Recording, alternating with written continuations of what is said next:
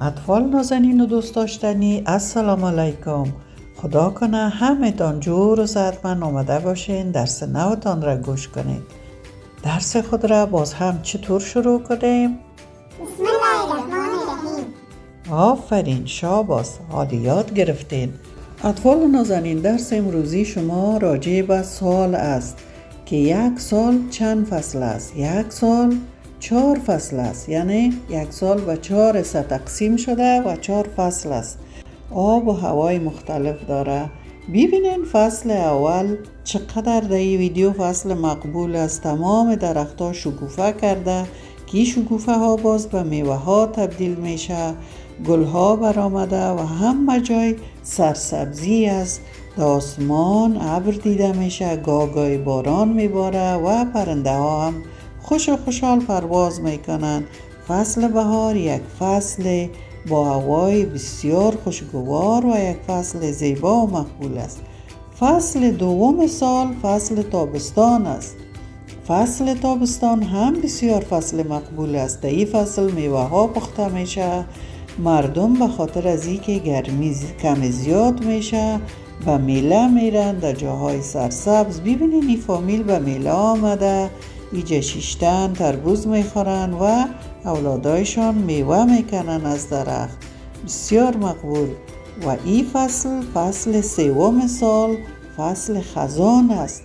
در خزان برگهای درخت آهسته زرد و سرخ رنگ میشه و درختها بعضش سبز هم میمانه. بسیار یک منظره مقبول می داشته باشه، سرخ، زرد، سبز. و پرنده ها از جاهای سرد و جاهای گرم پرواز میکنن، دسته جمعی پرواز میکنن. ببینن چقدر منظره مقبول است. و در این فصل کدو و در میوه ها انار پخته میشه. بسیار فصل مقبول است. فصل چهارم سال فصل زمستان است. من میفهم که فصل هم شما زیاد خوش دارین. زمستان فصل چهارم سال است. برف میباره، هوا سرد میشه، اطفال بیرون آدمکای برفی جور میکنن، یخمالک میخورن. ببینین این دختره که یخمالک میخوره. و مردم در خانه هایشان بخاری میمانن و به خاطر گرمی ببینین از بام خانه دود بالا شده، یعنی بخاری ماندن و درختها چقدر زیبا معلوم میشه در برف. خب حال بیاین دیگه یاد گرفتین. این بقیه که مقبول از شما سوال میکنه، از شما سوال پرسان میکنه که یک سال چند فصل است. همتان به یک صدا بگوین. 4 فصل. آفرین، بسیار خوب. یک سال 4 فصل است. سال بگوین. فصل اول سال کدام فصل است؟ بهار. آفرین، بسیار خوب. فصل زیبای بهار.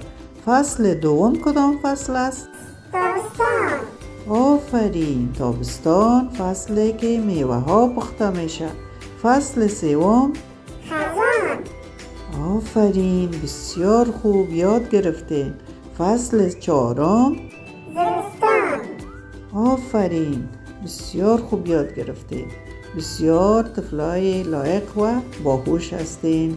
درس امروز شما مقدر بود. وقتتان پوره شد. خداحافظ.